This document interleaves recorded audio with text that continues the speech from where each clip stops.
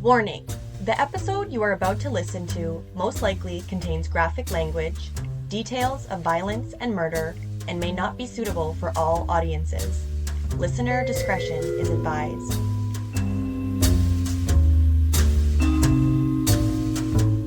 What is up, everybody? Welcome to episode 20 of Murder with My Mother, the true crime podcast where I talk murder with my mother.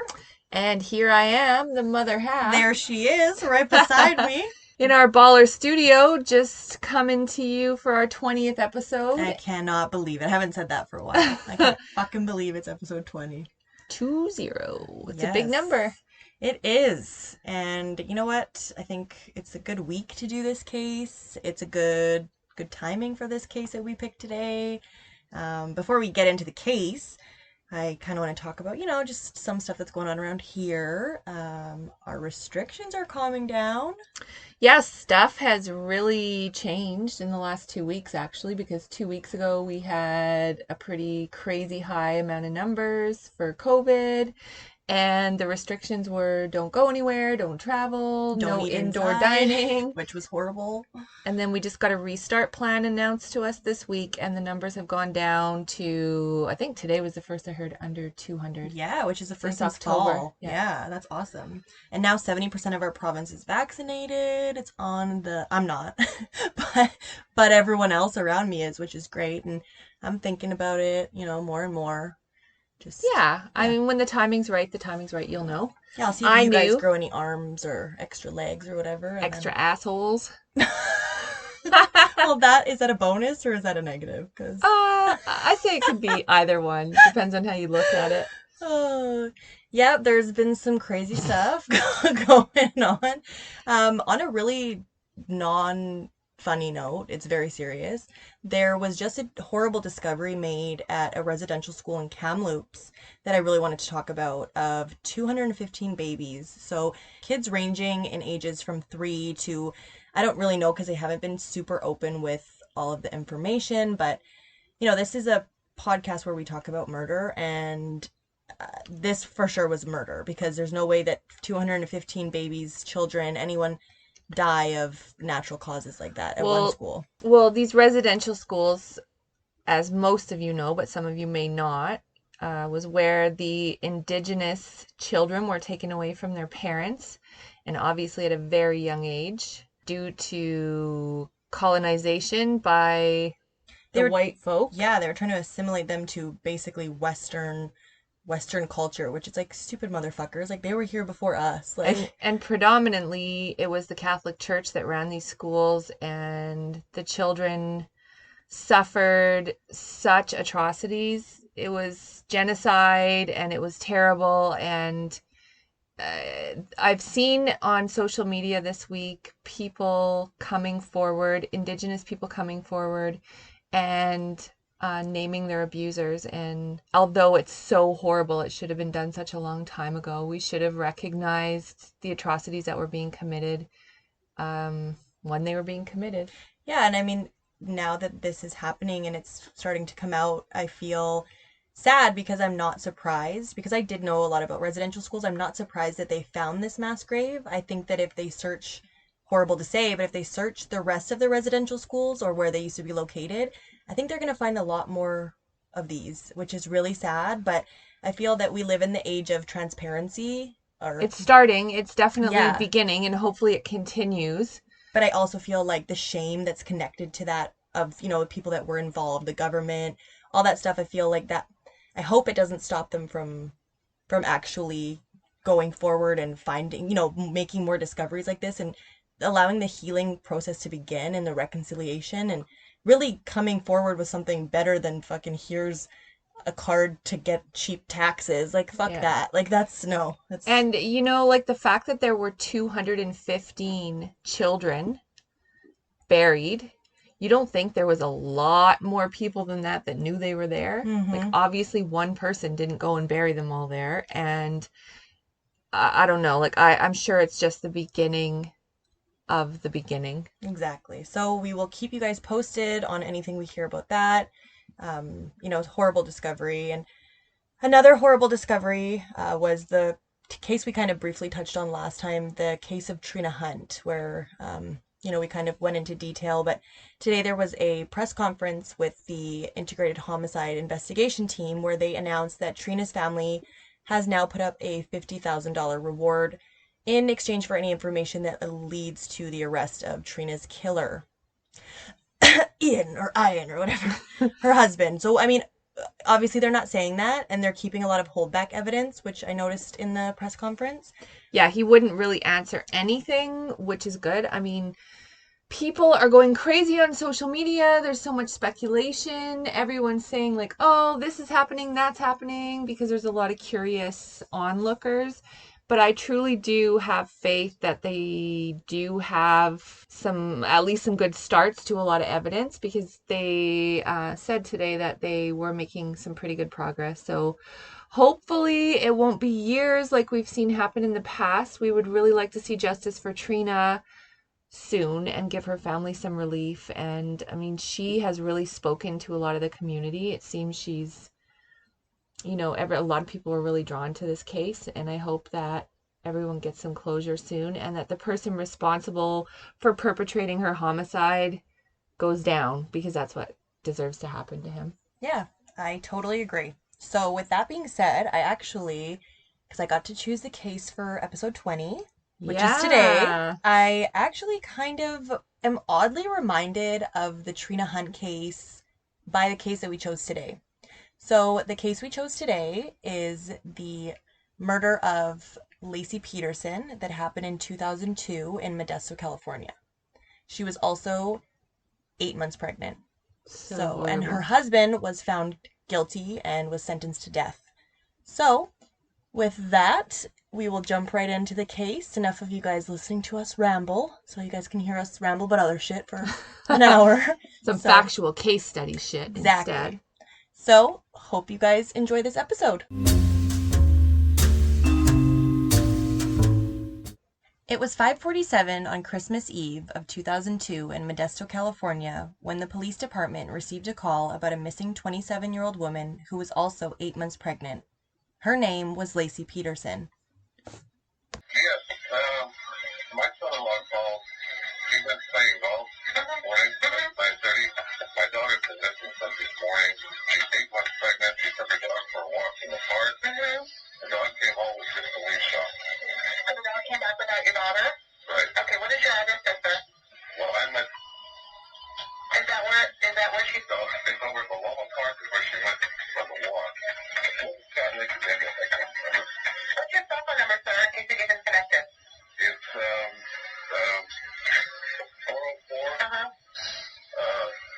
Jesus. Can't believe it. 404. Okay, so what's the address where she lives and she's missing funds? Her address? Is that between Encina and Edgeworth Drive? Yeah. Okay, is that a house? What is your name? My name is Ron. I'm our receptionist. Okay, what is your name? Ransky. Granski. Ranski.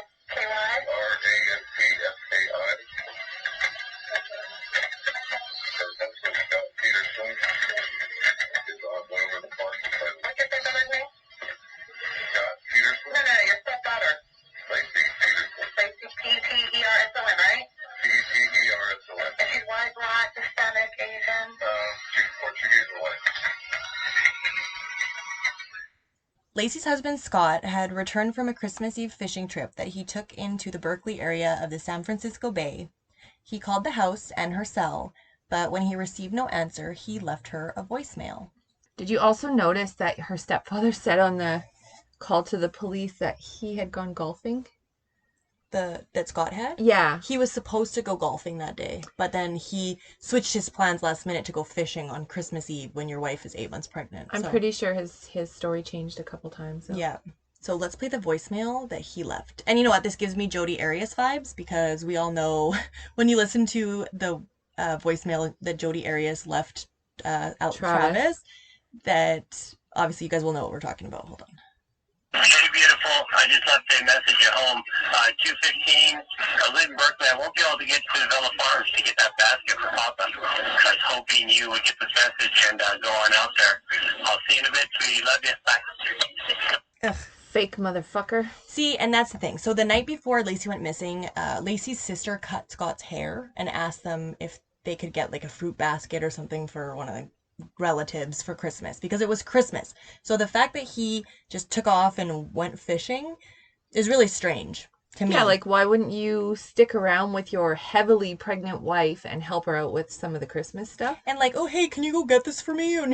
Or like, just I don't know. He said that when he left the house in the morning, they watched Martha Stewart together and they did all that, and she said she was going to go walk the dog and do all this other stuff. So around 4:30, he returned to his warehouse that he worked out of, and he also stored his aluminum boat there, the one that he took fishing. So according to Scott, when he returned home, he did some laundry. Wow, kind of a man does laundry right as soon as they get in the door. I don't even do laundry as soon as I get in the door. Jodi Arias also did laundry. Yeah, which, okay, let's see if the suspicion points to that. If you ever kill someone, don't do laundry. Don't do laundry. So he had a shower and he ate some pizza. To his concern, though, he noticed all of his wife's possessions were still at the house, including her purse, keys, cell phone, and her vehicle. He also found the dog Mackenzie in the yard with just his leash attached. So when he did more investigating, a neighbor said that she had placed him in there earlier in the morning when she had seen Mackenzie like basically walking himself with just a leash attached. So he called her parents to check, and they said that they had not heard from Laci.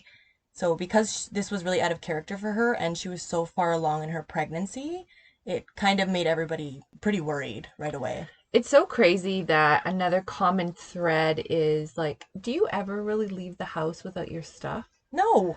I don't either. No. And to come home, I mean, this is the same thing that's going on right now with the Trina Hunt case. Yeah.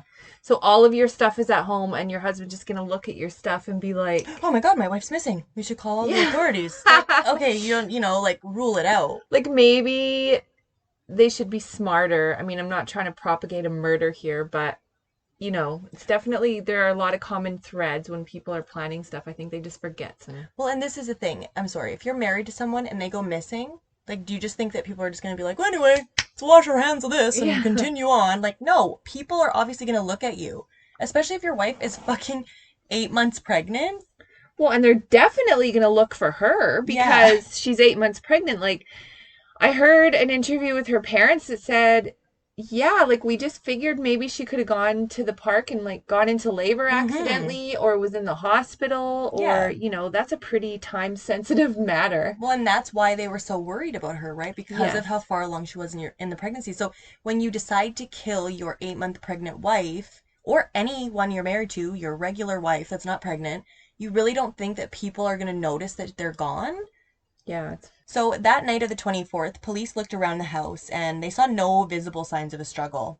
They interviewed Laci's family, including Scott, and like most partners, when something has happened to your significant other, they usually do that to rule you out as a suspect. And right away, most husbands or partners are willing to do anything. Yeah, and they always look at the closest people first. That's the rule of thumb. Of course. So he was questioned by Detective Al Roccini, and he asked Scott all the usual questions, like the events that led up to Laci's disappearance, and as well as like, how their marriage was doing, the integrity of their marriage. Scott told Detective Roccini that all was well in their marriage, and there were no obvious reasons why Laci would up and leave. So, despite Scott's cool and collected manner, again, I always want to stress this, you never know how you're going to react. No, we've said that before. We don't know. Right? Like, you don't know if someone goes missing, if you're just in total shock, if you really had nothing to do with it. My number one thing would be you're probably going to be a wreck. You're going to be a ball of, like if my boyfriend was missing, I would be doing everything in my power. I would be out there. I would be scouring the, like everything in my power to bring him home, bring him back, right? But obviously the way that Scott was behaving made people suspicious. And the number one person it made suspicious was the detective. So that wouldn't be the only person, like I said, that would suspect that Scott had something to do with his wife and soon-to-be mother of his child's disappearance.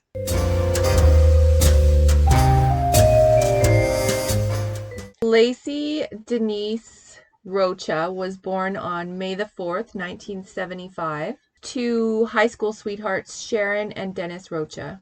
She had one full brother named Brent, and her father later had a sister, also a half-sister. Yeah. Her parents owned a dairy farm outside of California. Escalon, California. So when she was still young, her parents divorced, and her mother moved her and Brent to Modesto. And they still went to see their father on the farm over the weekends, where they grew up helping on the farm.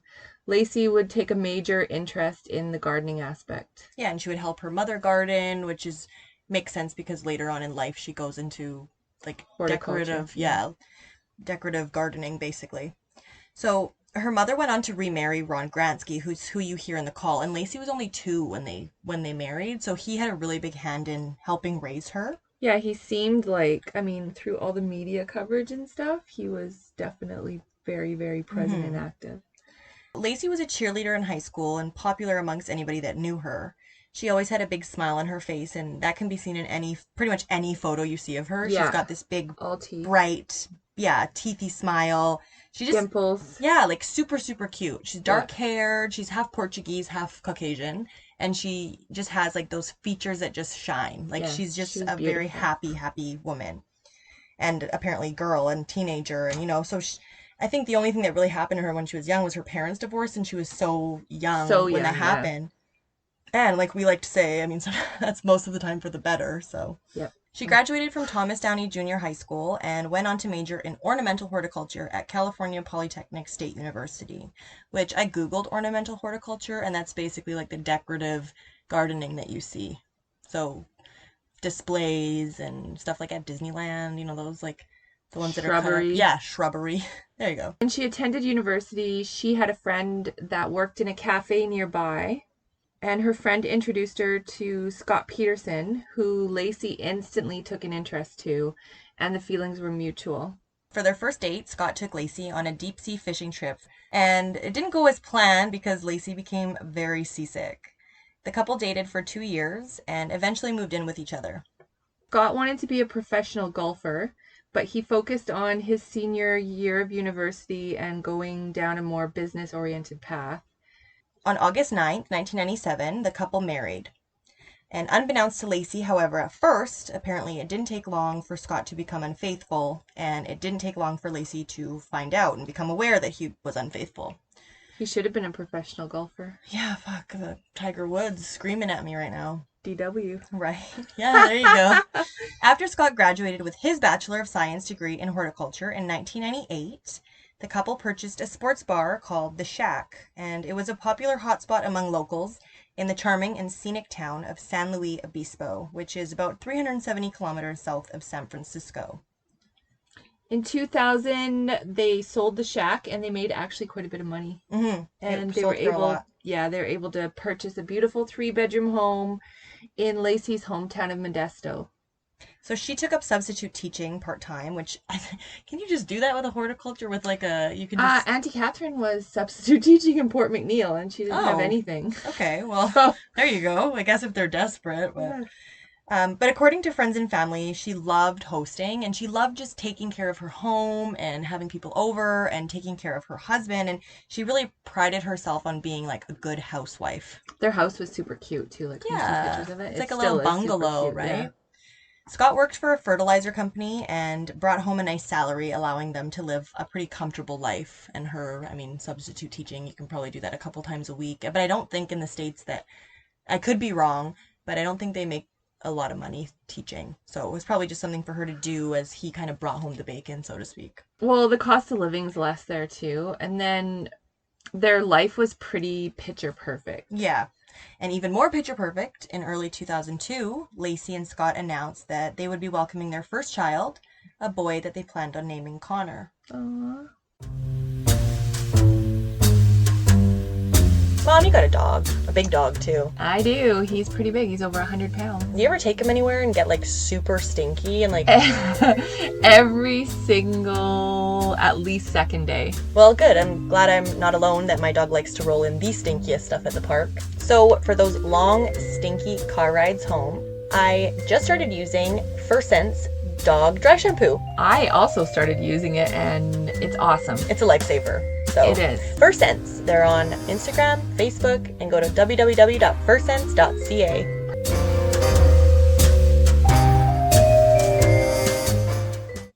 on December 26th, 2 days after Laci went missing, the tight-knit community of Modesto came together to search for her and put up posters and search with dogs and in large search groups. I heard like 800 to 1,000 people showed up in the first couple days. Yeah, and it was kind of sad because obviously, I mean, okay, it's around Christmas. It's on Christmas. Yeah. It's a pregnant woman that's missing, but a lot of people, there was a lot of backlash saying it was like white missing woman syndrome, that like if that had been a black woman or a Hispanic woman, that it wouldn't have, that people wouldn't have helped. Like there's a big thing about that. That was the time that social awareness was kind of changing also. I mean, there was a lot of people becoming more aware that there was such a thing as people being more interested when it was someone of community and racial difference, you know? Yeah, but I mean, But I it just, was I taking kind of just, away from yeah, the fact that there was an actual, just a human missing. Like you on should, Christmas that's yeah. pregnant. Like, you know, that's the part that I think is really what drew the community together because, okay, yeah, it's for me and people that are regular, not fucking racists. Yeah. And you know, like anyone going missing. And no, you know, like Yeah. anyone that's normal and a person goes missing, it doesn't matter what skin color, you know, you Yeah. see that all the time of the systemic racism. You see it in hospitals and police and all that stuff, but I feel like this one was just kind of, it was Christmas and a fucking pregnant lady's missing. Like, you know, Yeah. like, Well, and she was half Portuguese. exactly. So on the same day, police actually executed a search warrant of the Peterson home. As this was obviously a way to help find evidence to see if anything had happened in the home, it was also a way to gauge Scott Peterson's behavior. Because the first time they asked, Scott did not give them permission to initially search the home, which, Like, for that's us, a shady motherfucker right that there. is what we like to call on Murder with My Mother a neon fucking flag. Not even a red flag, a neon flag. Yeah, like my wife is missing, but you cannot search my house. No. Like, I don't know. So I don't think it was very hard for them to get a search warrant. No. And so on December 27th, that's when Laci's case really began to grab nationwide attention because I think they give it, you know, a couple days. A Well, and woman's everyone's missing. wrapped up in Christmas. Exactly. A woman's missing. They obviously just expect that she's going to come home, right? Something's going to happen. But 2 days and you're pregnant, no one's heard from you. I think that's when it really becomes. And everyone's done opening their present. Yeah, exactly. Selfish fucks. Yeah. So she was on every major news show, including one of our faves, where Nancy Grace, who's one of our faves, was quoted as saying that Scott Peterson rubbed her the wrong way. So Love Nancy Grace. Love Nancy. The family pleaded for her safe return in a press conference, and at that time the family completely trusted and backed Scott 100%, saying that he could and would never have had anything to do with Laci going missing. So to everyone around the Petersons, they had a perfect marriage and they were about to become the perfect family as they were months away, not even a month and a half away from welcoming Connor in February. But as we know, not everything is always as it seems. So tips were pouring in, and there were even reports of a burglary that happened on the same day that Laci went missing. Right across the street, Yeah, like on her. which is a pretty major thing. But it Yeah. was checked out, and it was later determined to be on a later date, and the people were apprehended, and they were like, "No, man, like we did rob the house, but we never Yeah. kidnapped no pregnant lady." Yeah. So the family offered up a $25,000 reward for any information. And I think like also in the Trina Hunt case, I think that is what they're hoping for, is it brings people. Yeah, some out, people right? are motivated by cash. Yeah, Like, which it will tip their conscience. Yeah, well, I mean, again, those people are pieces of shit, and you'd think you would just come out from the goodness of your heart, but with that extra little push, then it's never. And you got to do what you got to do. I mean, in that instance, you have to figure it out. So if you have to offer money, you have to offer money. On December 31st, which is such a sad day because, you know, this should be so happy. It should be, I'm home, it's my last New Year's before becoming a mother. Your baby moon. Yeah, exactly. And so Not your murder moon. No, and so in a park that was really close to the Peterson home, the community held a candlelight vigil for Laci. Scott was there, but as his usual behavior had been fucking weird anyway, he made sure he always stayed clear of cameras and press and interviews, and he didn't even speak, which again, you know, you could attribute to, oh, he's mourning, he's grieving, you know, all this stuff, but he was seen like smiling and laughing, and it was said he was flirting with volunteers at the at the volunteer place. You know, like he was just a dirty dog. Like, and I don't think it was hard for anyone around him to see that. Well, and once the information came out about stuff he was actually doing in the days following the disappearance, which we'll get to later, it was, he's pretty much A not piece of in shit. mourning. Yeah. So on January 2nd, police held a press conference where they gave a description of Scott's boat and truck. So, okay, obviously they're kind of on to him a bit, right? So they were just seeing if anybody in the area of the marina that he was in had seen him, had seen anything suspicious, maybe in his boat. They didn't come out and say that, but they were saying, like, they showed a picture of his boat, they showed a picture of his truck, with his truck towing his boat, saying basically, if you've seen this boat or truck in those days, please let us know. Yeah. Scott had supplied the police with a receipt of his parking payment from the marina, which puts him at the marina. So for sure, he was at the marina that day. Which, okay, obviously if Laci went missing at home, then how could he have had anything to do with it? Yeah. But this comes back, I think, to bite him a little harder than he thought it would. So, and the reward was beefed up to $100,000 for any information leading to the whereabouts of Laci. On January 24th, the police announced that they would be holding a press conference, but they didn't state what it would entail. Officer Doug Rydenor led the press conference, and as he stepped away, in walked a slim, blonde woman who walked up to the podium and was visibly shaking. Her name was Amber Fry, and she announced that her and Scott Peterson had been romantically involved over the course of his wife's mysterious disappearance. This shocked everybody, including Laci's family, the media, and the public. Piece of fucking shit. I knew it. And that's what Nancy Grace is like, I knew he had a girlfriend. I was waiting for her to come out the woodwork. I remember that, like, vividly. Like, I remember watching all of this unfold. It's crazy when you watch it unfold. And again, it's like, okay, if you really had just had an affair and this was completely unrelated, like that they always say that. I know, but they always say that. I mean, like, as soon as that comes forth, like, you fucking did it. Yeah. In November of 2002, Amber was introduced to Scott through a mutual friend. And this mutual friend didn't actually know him very well. It was someone clearly.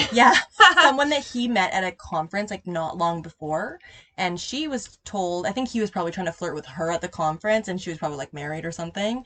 And then he was like single, and he told her he was single. Wonder if it was a fertilizer conference. Like, I guess. I don't fucking know. So as soon as they were introduced, they instantly took to one another because, again, she didn't think he was a married man. Well, and he was quite handsome. Like, he was like Ben Affleck handsome, really. Like, he was pretty handsome. I don't think Ben Affleck's handsome, but I also don't think Scott Peterson is. I know, because I know that he did this, but anyway, Amber was nice. Like, she was a really nice girl. She seems like a nice girl. She's an RMT and had a young daughter, I think 15 months old. Yeah. And they met each other and they talked and went on hikes and phone calls, and she actually took him to her work Christmas party, and she had no idea that he was married. But the friend that introduced them found out that he was married and told Scott that he must come clean to Amber or she would. So on December 9th, Scott has what Amber would recall as a heart-wrenching talk with her about... Okay, this part really gets me. This is December 9th, okay? So Laci goes missing on the 24th. Yeah. So he has a talk with Amber, a very serious talk where he cries, telling her that his wife had actually passed away not long before he met her. And this would be his first holiday season without his wife because she died. But as we know, Laci was alive and well at home, pregnant with Connor. Like, what the fuck? Probably watching Martha Stewart waiting for her husband to come home. Piece of shit. He was... Ugh. So, Scott also told Amber that he would be embarking on this European vacation over the holidays. It's like, for me, that screams premeditation because it's almost like, Totally. It's like, I'm going to be busy because my wife's going to be missing. I'm going to murder her. Yeah. And so I'm not going to have time to hang out with like, you. why else would he have to have this? Well, I guess, like, he would have to do stuff with Laci's family also because he is married to her. Exactly. So he, again, premeditatedly, he's just such a narcissist. He's like a very, very manipulative. He's a pathological liar. Yes. Anyway, he said he would be in Europe, but he was actually just in Modesto with a missing pregnant wife, which this, again, is really, you know, in the beginning, you're like, why is he... I understand he doesn't want to be on the camera because who wants to be on the camera? I get it. But really it started to make sense. Okay, he doesn't want his girlfriend that lives a couple towns over to see him on the news. Well, and I don't think, like, as much as he contemplated everything, I don't think he thought this was going to be, like, worldwide news. No. So the fact that there were cameras in his face all the time, and if you look at some of the old footage, he's just sideways, like, avoiding being in the picture. Yeah, that's what I mean. It's literally, he's just avoidant. Like, it's like, oh, he gets, like, nervous when the camera's around. But it wasn't nervous because I'm just shy of a camera and I'm sad my wife's missing. It was like, he was really trying to just not be on the camera because he didn't want people to see him. So eventually, because she didn't live that far away, like she literally, I think, lived like an hour away from him. So someone reached out to her and was like, hey, isn't this your boyfriend? Like, Is this the new guy you're dating? yeah, because you have to remember, he was just balls to the wall, fucking going to Christmas parties with her and out with her friends. And so someone saw him on TV, and Amber caught wind of the fact that Scott had been subject to a large media frenzy where his wife was at the center of a missing case, like a missing person case, and she was 8 months pregnant. And so, without letting Scott know that she knew, she contacted the police and started recording all the calls between them, which I would do the same thing. So would I. It shows that she has integrity, and I mean, she was a victim in all of this as well. Yeah, just as much, right? Like, I mean, she had no idea. So the night of the candlelight vigil that we talked about on New Year's Eve, we have a voicemail we're going to play. Not a voicemail, a recording of a call between them where Scott, the pathological liar who's in Europe, is at the Eiffel Tower. But we know that he was actually at the candlelight vigil. So. Baby? Yes. Amber? Can you hear me? Yeah.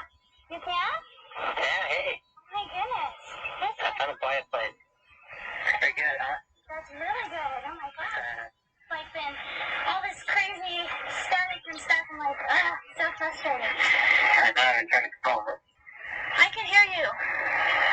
Hey. Yes. Okay, there you go. I'm talking. Okay, I'm like, stay still or something. I know, I'm going to make it work. How was your New Year's? What's that? How was your New Year? It's good. I'm just, everyone's in the bar now, so I came out of the alley. Quiet alley. Is that nice? Yeah, it is. I can hear you. Very good. It's pretty awesome. Fireworks there for the Eiffel Tower. There's some people all playing rock songs. Uh-huh. It's pretty funny. Well, that's good. I'm glad you guys decided to go out. Who? Oh, definitely. I can never remember your friend's name. I know Jeff, but you always say, swans. Claus, and then we have Pasquale, a friend of ours, named Uh-huh. Oh, he's there too? Pasquale, yeah. Good. Did you make New Year's resolutions? What was that? I mean, that's enough of it because really, you hear him say, I'm at the Eiffel Tower, there were so many cool fireworks and it's so busy here. And he's acting so giddy and like, oh, Amber, oh, Baby? hello, baby, Baby? can you hear me? Meanwhile, he's at his wife's fucking candlelight vigil because she's missing, pregnant with his son. So let's just say that he didn't have anything to do with it. Okay, just kidding. But what a fucking piece of shit. Because even if he didn't, you're doing this while your wife, if your wife is really just was taken away by someone and she's pregnant and with your son and missing, but you're just carrying on your affair, baby. Can you hear me? Okay, she was so annoyed because obviously she knew at that point, but he didn't know she knew, and she's just trying to play the part, and good for her. Yeah. At that time, remember now, she had done this press conference, and unbeknownst to him, he didn't know anything until he saw her walk into the press conference, which is like fucking high five. Right? Yeah. So he actually called her right after he saw her on the press conference and was like said that he was so proud of her for coming forward, and he even let her know that he threw up. He had to pull over and throw up because he was like so overwhelmed. It's like, okay, you probably shouldn't have admitted that, because that's probably because you are throwing up because you're so sick, because you know you're about to be caught for your wife's and son's murder because you have a fucking mistress. And so, like, he was avoiding the media up until this point, but he really had no choice but to counteract what was going on with the whole Amber Fry thing. So he started doing interviews. A bunch of them. Yeah. He did interviews with local reporters such as Gloria Gomez for CBS Sacramento, where he stated that he was open with police about his relationship with Amber, which... Yeah, like, no, you weren't. And you don't think the police were there for the fucking interview listening to what you're saying? They asked you, how is your marriage? Oh, it's great. There's no reason why my wife would leave. Oh, you don't think your mistress would be a big, huge, like... Because if Laci did find out about that, and then she left...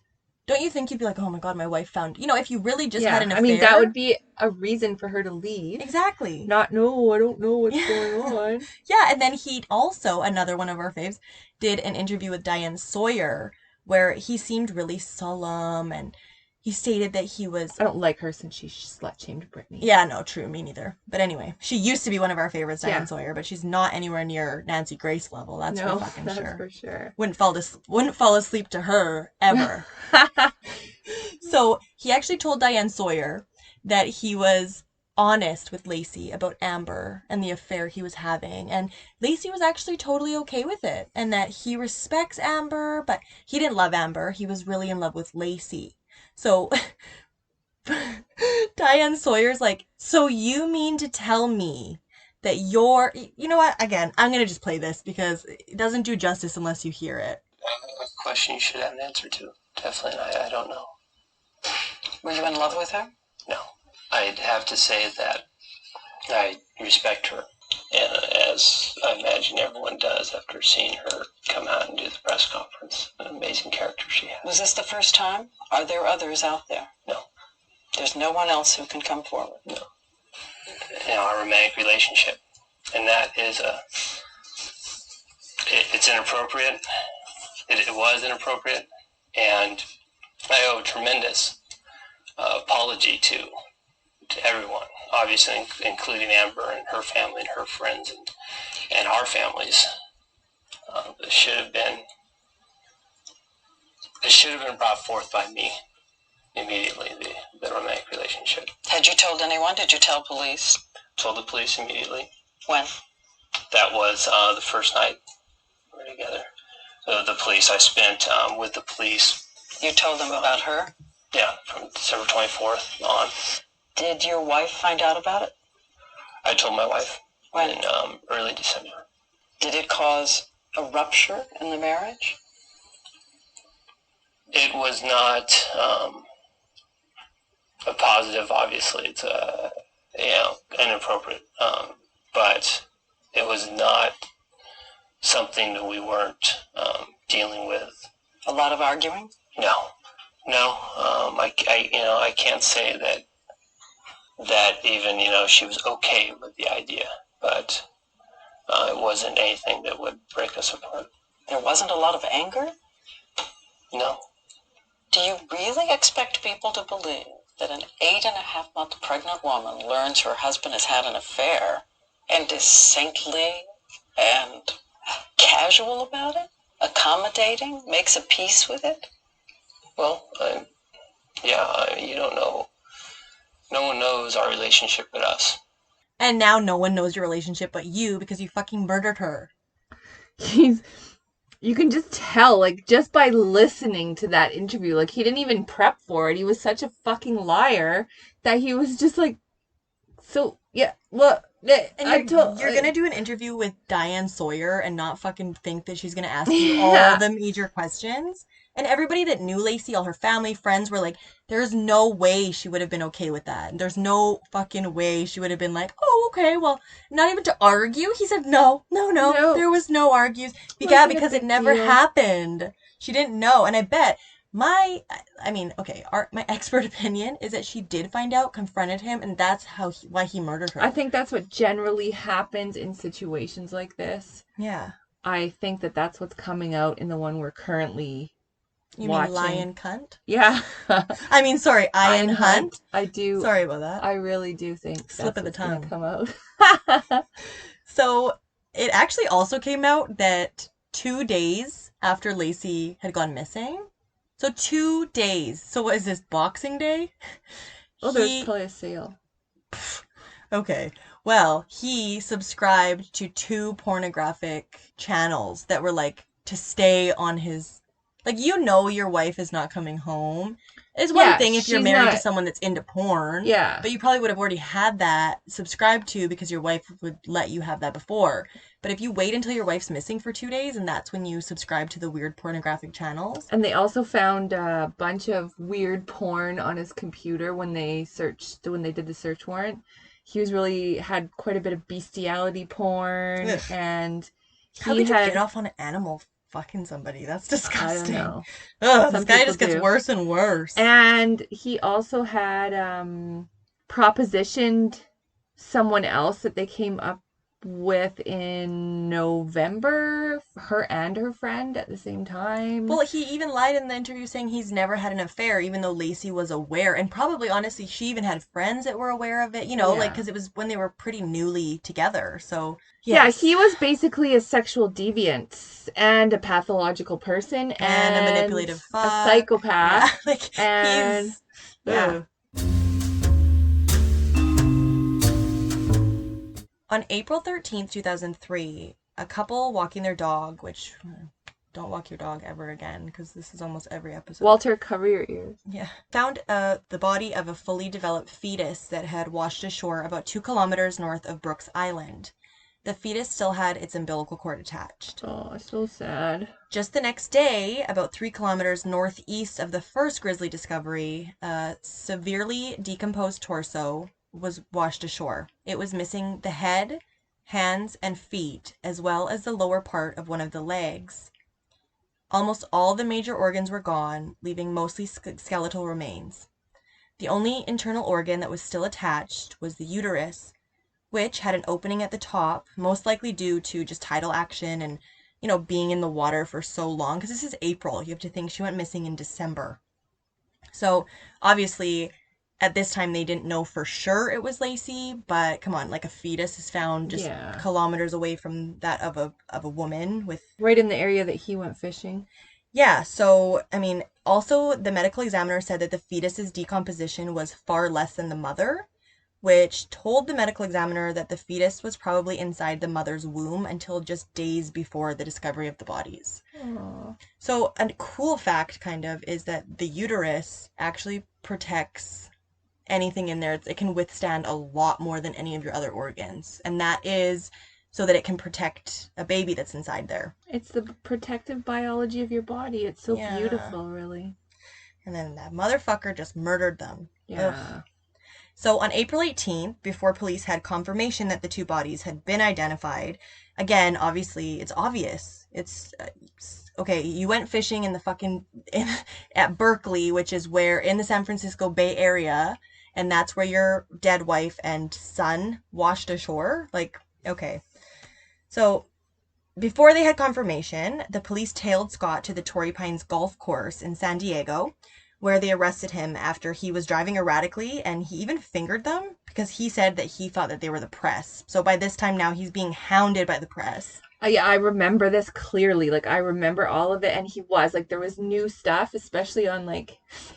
Nancy Grace and like Geraldo and all that was like, yeah, they were definitely hounding him, putting the pressure on for sure. Well, when he was arrested, Scott had actually dyed his hair. He grew a new beard, and they were both like some weird blondish It color. was like the old, it looked exactly like he had used Sun-In. Yeah, like lemon. He just squeezed lemon into his fucking Sun-In. beard. So he had $15,000 cash, 12 Viagra pills, which I don't know, all of his shoes and clothes.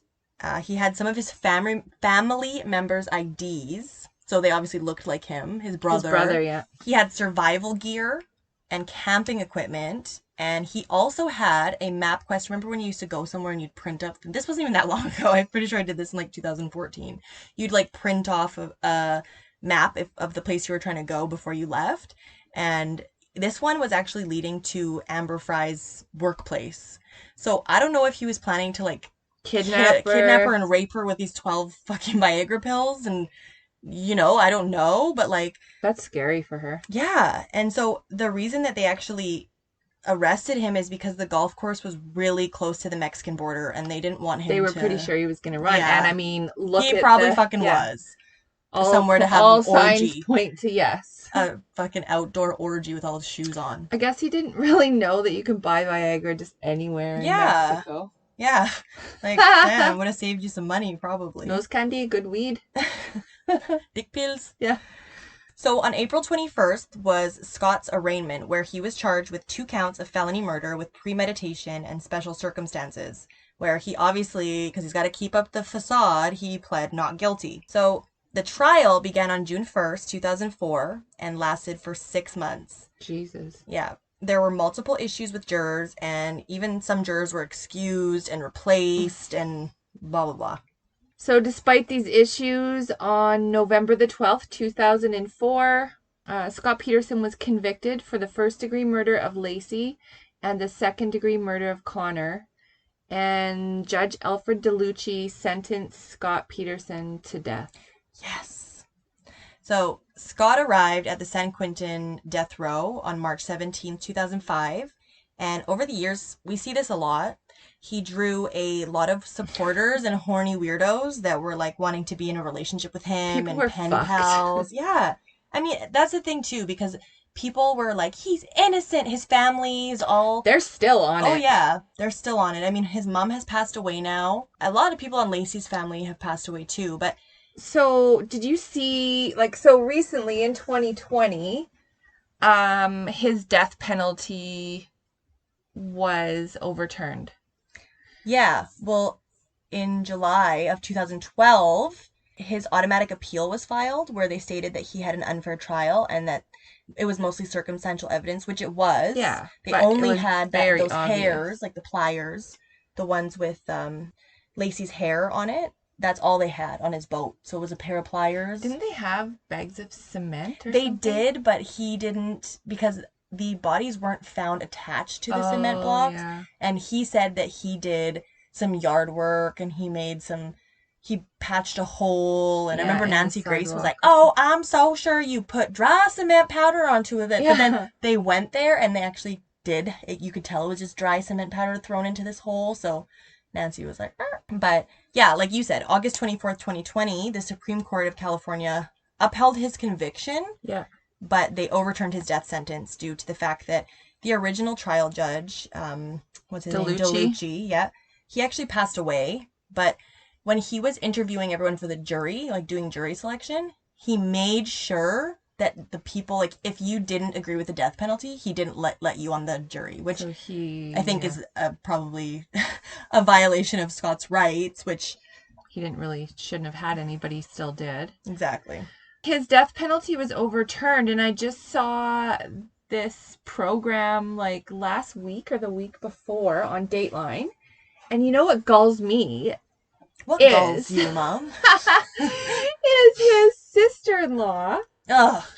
So his brother's wife... Where's his brother that she's married to? I don't fucking know, but when she introduces herself in the Dateline episode, she makes sure, like, she's so manipulative. She has this whole wall of, like, serial killer shit and evidence on, like... What are you saying about people with serial killer walls? What are you saying? No, but, like, she has, like, this whole timeline of the whole crime and, like, all these different theories that she's like, and this happened and everything on this wall is the truth. And she's still on and on about the burglary across the street.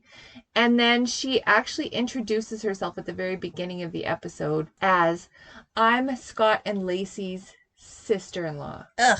So you don't have the right to call yourself Laci's sister-in-law to get sympathy from people that are watching. Like, it does gall me. Like, Yeah, that clearly. fucking galls me too. But Scott is still on death row at San Quentin, but he's just not going to die. But he still remains on death row. Well, they haven't killed anyone in California since 2006, so. Yeah, and so he is actually seeking a full new trial. Oh my god, that makes me want to barf. So Laci and Connor are actually buried side by side, and they have a beautiful headstone at the Burwood Cemetery that's located in California. And actually, Ron Gransky actually passed away, her stepdad, and he is buried beside them as well. Aww. Yeah, so, and I mean, obviously it would be nice to see them alive, and he would be like 18 years old. Obviously is what we wish would have happened, but there was justice in this. And I mean, obviously if Scott's gonna have a new trial and all that stuff, I'm hoping that the same outcome just happens and they see, like, okay, obviously people have had 20 years to fucking sit on this, basically, and so we know this motherfucker is guilty. Like, if not more, there's been so many specials and so many things, yeah, okay, saying that maybe they didn't have a lot of evidence, physical evidence, but the circumstantial evidence to me is enough to convict him in this, I think. What do you think? Like, I don't think there's going to be a new trial myself. I don't think so either. I hope not. I think he should just sit on a rusty nail and rotate. With his 2 buttholes from his vaccination. Yeah. Well, hopefully he didn't get vaccinated, but he probably got vaccinated before everyone else. Probably. Sad story, but moral of the story is don't kill your wife because people will notice, especially if she's pregnant. Just don't fuck around, and then if you want to fuck around, just don't get married. Yeah, nobody forces you to do any of that shit. And you know what the best part is? Men are the ones that usually ask their wives, the fiancés, to be their fiancé to marry them in the first place. Yeah. So initially I heard that they both said that they didn't want kids, and you see that happens. But then, like, obviously she was like, no, you know, I want to. Because you grow up and you realize and you fall more in love and you become more maternal and blah, blah, blah, blah, blah. And what's that called, too, when you kill your pregnant wife? Being a Paternicide? cocksucker? No, it's called, there's a name for it, but it actually happens quite often when the man doesn't feel that they have any control over the situation. Patricide is the killing of one's father. So, not that, but... Yeah. Yeah. It's probably a fucking word for it. There is. Well... Maybe we'll have it next week. Yeah. Or the week after. Yeah, so... But, yeah, so... That's a pretty depressing case, but that one really, really took the world by storm. Like, it was very, very, very well covered, and that motherfucker hid from the cameras for, like, the first month that she was missing. Until he had to come out of the woodworks to be like, okay, yeah, I cheated on her, but she knew about it. My head is spinning because I try to think about all the people that were so fooled by him and that were taken completely by surprise. Like, well, her poor family. Laci's family, but also imagine Amber Fry. Mm-hmm. She wrote a book called The Witness. Okay, well, I want to read it. Me too. Because, like, just imagine that you were intimate with someone that had just murdered their wife. Well, and or you were that was still planning. Intimate with it. Yeah. Because you were still intimate with him because she didn't catch wind of this happening until a couple weeks, like a week or 2 after she went missing. But he was in Europe, so I don't know if at the Eiffel Tower. Yeah. So that was episode 20. Episode 20, the murder of Laci Peterson and Connor Peterson. Poor little baby. Never even got a chance to be. Yeah, it's really depressing. Yep. So, so I feel like the wind is kind of sucked out of our sails. Well, yeah, because it's fucking sad. And you know what? I know. Again, that makes me think of what we talked about in the beginning with all those little babies. And it's like, I really hope with that case, I mean, yes, it was what? Honestly, the last residential school closed in like the late 90s. So that wasn't even that fucking long ago. No, like, I am older than the last time a residential school was open, which really fucking gulls me. Yeah, we're pretty gulled. We're gulled today. So I think there's it's that. gold. What? Gold. So you're just saying the words and you don't even know what they are? You're the Well, one we that's have a supposed to have all Canadian the... accent. Oh, we Anyway. do? Yeah. Oh, God. Anyway, We really hope that, there's a lot of justice in that because, again, it's never too late for reconciliation. I mean, I think it is fucking obviously too late because, but anyway, I don't know. I'm just trying to, me, we're trying to just spin a speaking positive. we're speaking out of emotion right now too because it was such a terrible, terrible discovery and it's still really fresh in everyone's mind and hopefully it will stay fresh so that it's never repeated again. Exactly. And for Ian Hunt, we're coming for you. We're just waiting. We're waiting. Ian Hunt until the day I wish we had comes. the death penalty here. Yeah, me too. I'm waiting till the day comes when Because it's one thing. It's one thing when you murder your wife, but when you spin this whole backstory to be like, oh, we were doing a digital detox and da-da-da-da, and you're answering text messages for her, and you're like, no, nuh-uh. No, the day's going to come, and we're going to do Trina justice by covering this story and bringing everything out about Ian Hunt. Ian Hunt. I mean, Ian Hunt. Sorry, that's a fuck. These slip of the tongue today. Jeez Louise. I know. So it's going to happen. Everybody just mark our words. And you know what? I hope that we get an update for you guys by the next episode. And I hope that we're able to say that he's been arrested or someone's been arrested. This ominous... Yeah, maybe it was a kidnapping that just happened to take her to the same place that he was with her that weekend. Maybe they just set him up. Maybe he's being framed. And if he was framed, I'll apologize to him right on this But I'll podcast. still call him Lion Cunt because he was having a lot of affairs and... I mean, this is all hearsay. Yeah, but fuck. We're not liable for anything we're saying. No, we're not. It's free speech and Exactly. our beliefs. Welcome to Canada. Yeah. But you know what? Fuck Canada at the same time because, you know what? I don't like that. I don't like what they were involved in and... Yeah, I think the church needs to come out. I'm going back and forth on these two topics, but they really fucking gull me. So, yeah. Until next time, you come back and listen to me talk murder with my mother and both get really galled about stuff, which I'm going to look up the definition of that because... It's Gall. Yeah, gall. Yeah. Okay, yeah. Not Gull. Like a seagull? Anyway, everybody. We're going to go drink some milk. And... Oh, God. I can't drink milk. I'll get heartburn. Oh. Anyway. So we hope that you give us another chance in 2 more weeks. Yes.